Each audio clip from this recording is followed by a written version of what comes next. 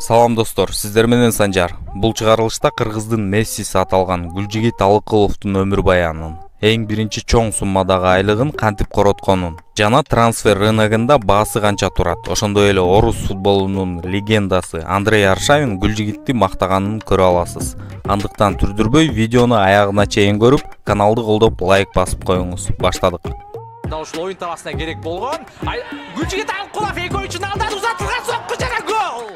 Бир жолу Жаныбек Алыкулов шорпо жөнүндө күлкүлүү ыр жазган. Башкача айтканда майлуу эт шорпосу жөнүндө. Ал ушунчалык таланттуу ырдагандыктан көп өтпөй бул ыр бүткүл өлкө боюнча өзү туулуп өскөн Жалал-Абад облусунан тартып Кытайдын өзүнө чейин жаңырды. Аны дагы деле болсо Кыргызстандагы концерттерде жана майрамдарда укса болот.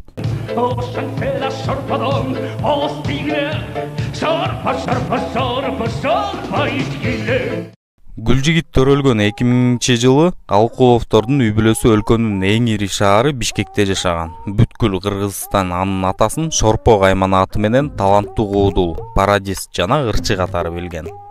Үй бүлө чоң. Гүлжигиттин 3 байкеси жана 2 эжеси бар. Апасы Азиза үй менен алек болуп, атасы Жаныбек сахнада куудул. Бир туугандардын бири Манас атасынын жолун жолдоп шоу-бизнес чөйрөсүндө. Дагы бир байкеси Жанарбек профессионалдуу түрдө футбол менен машыгып, кыргыз элитасынын бир катар клубтарында жана өлкөнүн жаштар курама командасында ойногон. Бирок футболду таштап, аскердик кызматка көңүл бурууну чечкен. Гүлжигитти футболго кызыгуусун күчөткөн дал ошол Жанарбек байкеси болгон. 11 жашында 1 жыл мурун Наарындан Бишкекке көчүп келген Дордой клубунда жаш футболчу машыгуусун баштайт. Гүлжигитти бир нече машыгуулардан кийин өлкөдөгү балдардын мыкты машыктыруучуларынын бири Владимир Садовский байкап, аны өзүнүн жетекчилиги астына алды.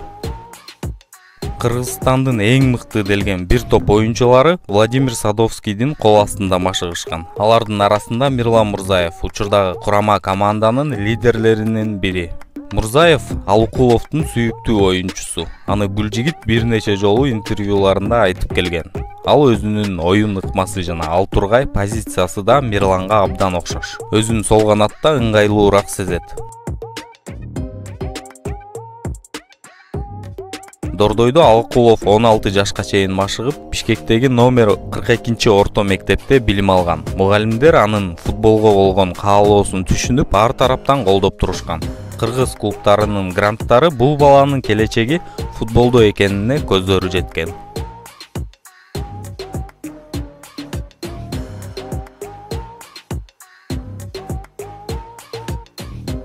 Кыргызстандын жаштар командасында Алыкулов өз адам эле. 16 жаштагылар курама командасында кызыктуу окуя болду.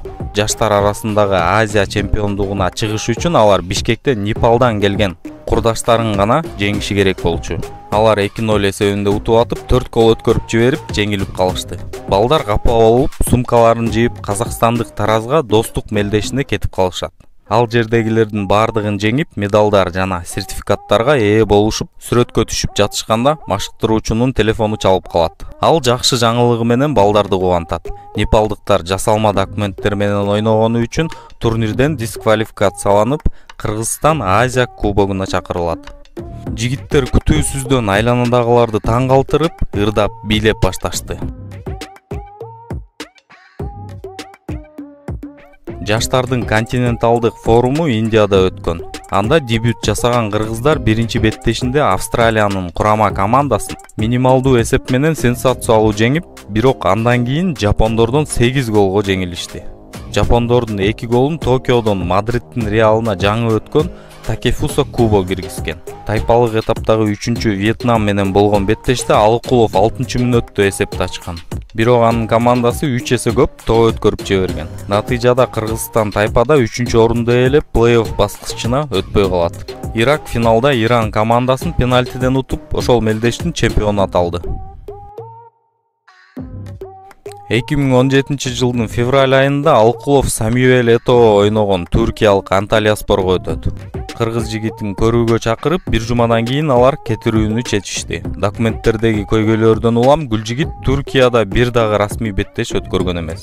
Бир жыл бою ал чаяндардын резервдик курамы менен футболдук машыгуусун уланткан.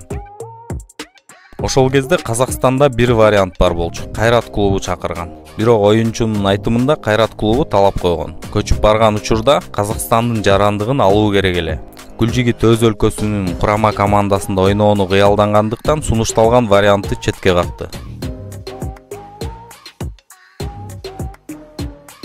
Бир жылдан кийин ал мекенине кайтып келип, Кара-Балта клубуна кошулуп, өлкөнүн эң күчтүү дивизионунда ойноп баштайт. Карьераны баштоого сонун мүмкүнчүлүк. Жаш оюнчунун дебюттук беттеши өзү тарбияланып чыккан Дордой менен өткөргөн. Жарым жылдын ичинде 18 жолугушууда 7 гол киргизип, Алкуловду дымактуу Алга клубу өз курамасына тартып кеткен.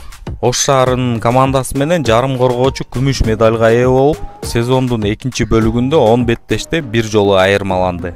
Турнирди таблицада түштүк курамасынан 8 упайга озуп кеткен Дордой жеңип алган.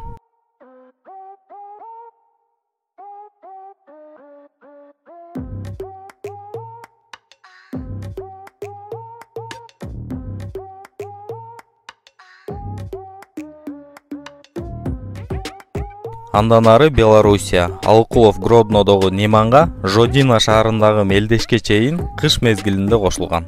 Келишимге кол коюудан мурун ал сары жашылдар үчүн 6 беттеш өткөрүп, анда 2 гол киргизип, бир жолу ассист берген.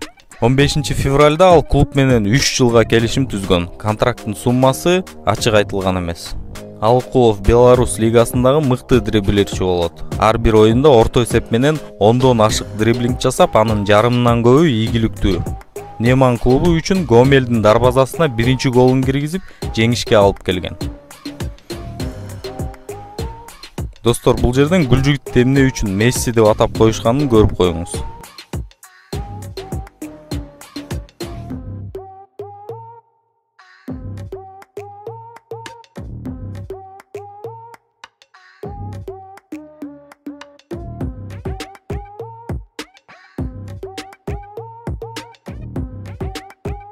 Эки миң 19 жылдын 11 июнунда Алкулов Кыргызстандын курама командасында дебют жасайт.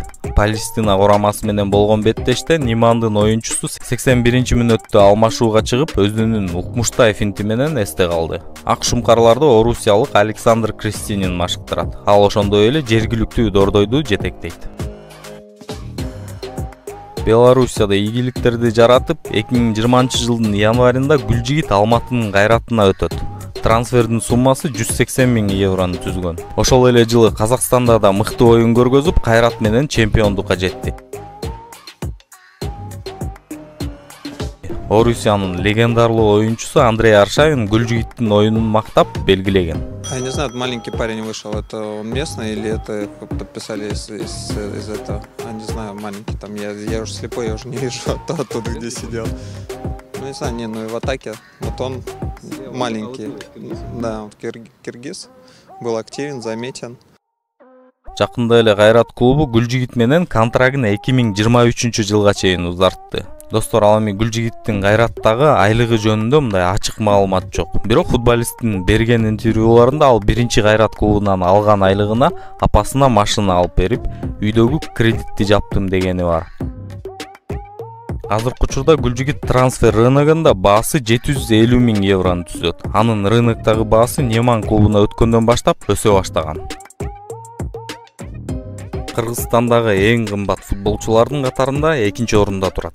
Биринчиде кураманын капитаны Енисей футболдук клубунун коргоочусу Валерий Кечин. Анын трансфердеги баасы 800 000 еврону түзөт. Үчүнчү орунда Мирлан Мурзаев 300 000 евро. Жакында эле дүйнө чемпионатына тандап алуу оюндары Японияда болуп өттү. Кыргызстан курамасы Монголия, Мьянма жана Япония футбол курамалары менен оюн өткөрүп, ал жакта Гүлжигит Алкулов 1 гол киргизди. Коргоочу позициясына проблема болгондугу үчүн Айдар Акматов ушул оюн таласына керек болгон. Гүлжигит Алкулов эки ойунчунун алдынан узатылган сокку жана гол. Гүлжигит Алкулов эсеп саны 2-0. Азамат, мында ушундай оюнду биз күткөнбүз. Адаттагыдай эле өзүнүн стилине салып эки оюнчуну алдап өттү дагы. Жакынкы бурчка жер менен топту тоголотуп койду. Гульжигит Алыкулов делает счет 2-0. И, конечно, он умеет с левого края пробиваться в штрафную. И в встрече с Монголией тоже у него были великолепные проходы. И счет уже 2-0. Вот тут, наверное, теперь уже можно спокойнее играть. 2-0 это вполне себе хороший счет. Достор, видеону аягына чейин көргөнүңүздөргө чоң рахмат. Эгерде жакса лайк басып, биздин каналга катталганды унутпайбыз. Кийинки чыгарылыштардан көрүшкөнчө.